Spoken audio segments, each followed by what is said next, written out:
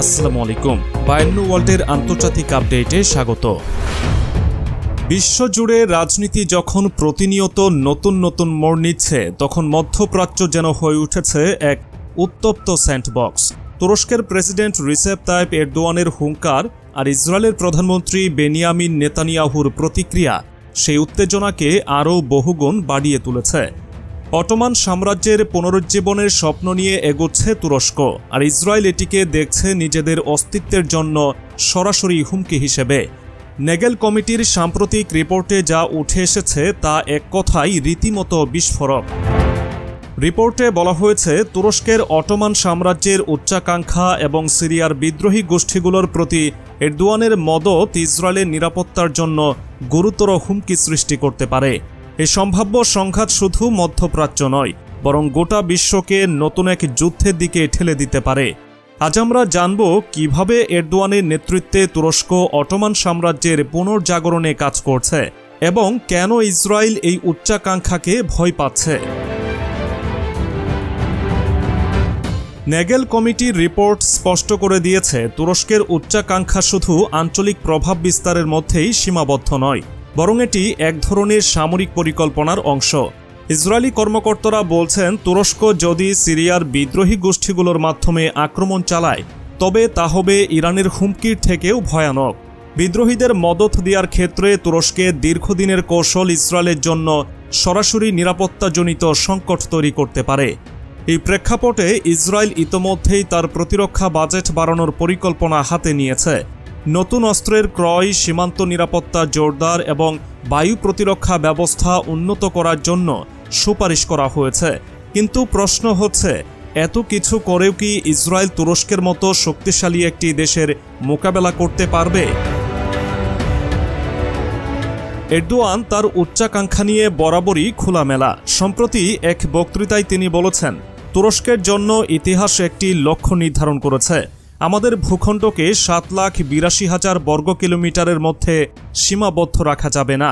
আমরা অটোমান সাম্রাজ্যের পুনর্জাগরণ ঘটাব। এই বক্তব্যের মধ্যেই লুকিয়ে রয়েছে ইসরায়েলের জন্য সরাসরি এক ধরনের হুমকি। ইতিহাসের দিকে তাকালে দেখা যায়, অটোমান সাম্রাজ্য ছিল একসময়ের সবচেয়ে শক্তিশালী সাম্রাজ্যগুলোর একটি। মধ্যপ্রাচ্য, ইউরোপ এবং উত্তর আফ্রিকার এক বিশাল অংশ জুড়ে রাজত্ব করত অটোমানরা। এর পতনের পরেও তুরস্ক কখনোই তার ঐতিহাসিক ঐতিহ্য ভুলে যায়নি। আর আজ এরদোয়ানের নেতৃত্বে সেই সোনালী অতীত ফিরিয়ে আনার স্বপ্ন বাস্তবায়নে কাজ করছে আঙ্কারা। নেগেল কমিটির রিপোর্ট অনুযায়ী তুরস্কের এই উচ্চাকাঙ্ক্ষার পেছনে রয়েছে গভীর রাজনৈতিক এবং সামরিক পরিকল্পনা। সিরিয়ার বিদ্রোহী গোষ্ঠীগুলোর প্রতি তুরস্কের সমর্থন কেবল কৌশলগত নয়, বরং তা ইসরায়েলের উপর সরাসরি আক্রমণের পূর্বাভাস দিতে পারে।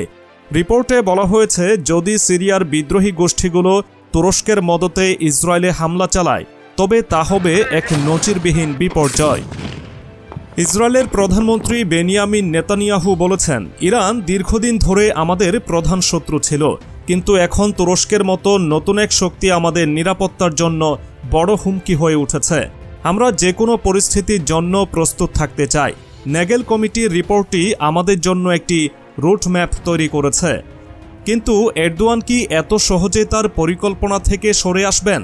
অনেক বিশেষজ্ঞ বলছেন, তুরস্কের এই উচ্চাকাঙ্ক্ষার পেছনে রয়েছে অর্থনৈতিক শক্তি বাড়ানোর এক বিশাল পরিকল্পনা। মধ্যপ্রাচ্যের গ্যাস এবং তেলের নিয়ন্ত্রণ নিয়ে নিজেদের প্রভাব বাড়াতে চায় তুরস্ক।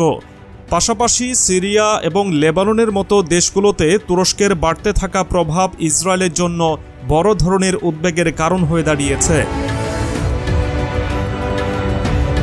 তুরস্ক ইসরায়েল সম্পর্কের এই টানাপোড়েন শুধু দুই দেশের মধ্যে সীমাবদ্ধ নেই, গোটা মধ্যপ্রাচ্যের ভূরাজনীতিকে এটি প্রভাবিত করছে।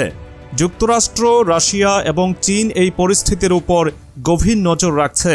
বিশেষ করে এরদোয়ানের নেতৃত্বে তুরস্ক যদি তার সামরিক উপস্থিতি আরও বাড়ায়, তবে তা পুরো অঞ্চলের জন্য নতুন এক সংঘাতের সূত্রপাত করতে পারে। তুরস্ক এবং ইসরায়েলের এই উত্তেজনা শুধু সামরিক নয়, এটি একটি আদর্শগত সংঘাতেও রূপ নিচ্ছে।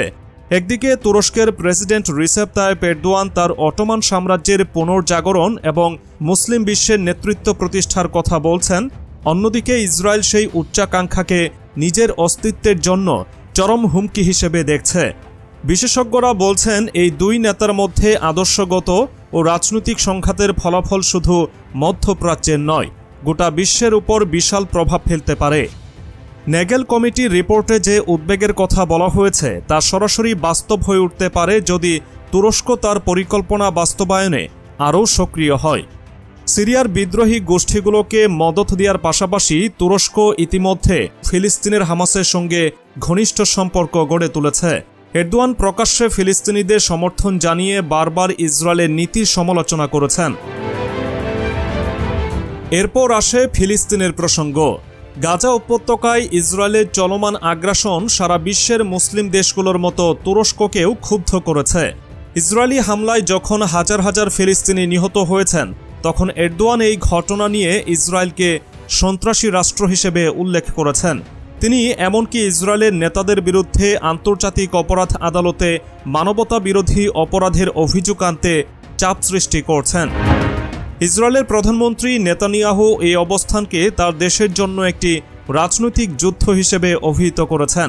তার ভাষায়, তুরস্কের উচ্চাকাঙ্ক্ষা এবং এরদোয়ানের বক্তব্য আমাদের জন্য বড় ধরনের চ্যালেঞ্জ তৈরি করেছে। এটি শুধু সামরিক নয়, আমাদের রাজনৈতিক অবস্থানকেও প্রভাবিত করছে।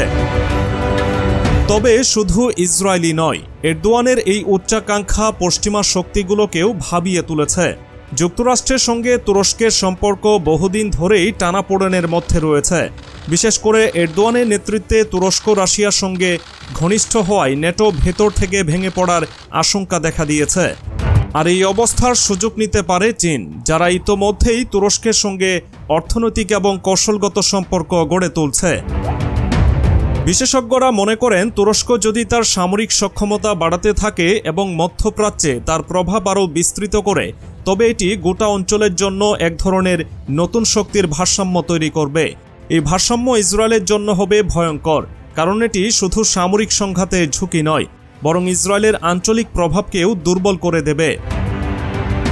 আরেকটি গুরুত্বপূর্ণ বিষয় হল, এরদোয়ানের নেতৃত্বে তুরস্ক কেবল মধ্যপ্রাচ্যের মুসলিম দেশগুলোর নয়, বরং আন্তর্জাতিক মুসলিম সম্প্রদায়েরও এক ধরনের অঘোষিত নেতা হয়ে উঠছে। এরদোয়ানের বক্তৃতাগুলো অনেক সময় ইসলামী ঐক্যের ডাক দেয়, যা ইসরায়েলকে একঘরে করার কৌশলের অংশ বলে মনে করা হয়। নেগেল কমিটির রিপোর্টে ইসরায়েলের যে প্রতিরক্ষা পরিকল্পনার কথা বলা হয়েছে, সেটি বাস্তবায়ন করা খুব সহজ হবে না, বিশেষ করে যখন এরদোয়ান তার উচ্চাকাঙ্ক্ষা বাস্তবায়নে আঞ্চলিক গোষ্ঠীগুলোর সঙ্গে তার সম্পর্ক আরও জোরদার করছেন। এই উত্তেজনার শেষ কোথায় গিয়ে পৌঁছাবে তা কেউই নিশ্চিত করে বলতে পারছে না। তবে এটা স্পষ্ট যে তুরস্ক এবং ইসরায়েলের মধ্যে সম্ভাব্য সংঘাত গোটা মধ্যপ্রাচ্যের রাজনীতিকে নতুন করে আঁকবে। এর পাশাপাশি এই সংঘাত বিশ্বজুড়ে বড় শক্তিগুলোর মধ্যে নতুন ধরনের মেরুকরণ তৈরি করবে। তুরস্কের পক্ষ থেকে যুদ্ধের ঘোষণা এখনও আনুষ্ঠানিকভাবে আসেনি, তবে এরদোয়ানের কৌশল এবং বক্তব্য ইঙ্গিত দিচ্ছে তিনি ইসরায়েলের প্রতি কোনো ধরনের নমনীয়তার পথ বেছে নেবেন না।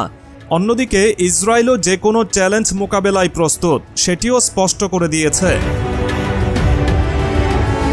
তাহলে কি নতুন যুদ্ধের দামামা বেজে উঠতে যাচ্ছে?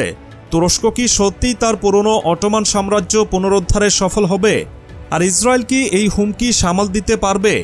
এসব প্রশ্নের উত্তর সময়ই দেবে। তবে আপাতত দেখা যাচ্ছে যে তা হলো মধ্যপ্রাচ্যের রাজনীতিতে আরও বড় পরিবর্তনের জন্য বিশ্ব প্রস্তুত হচ্ছে।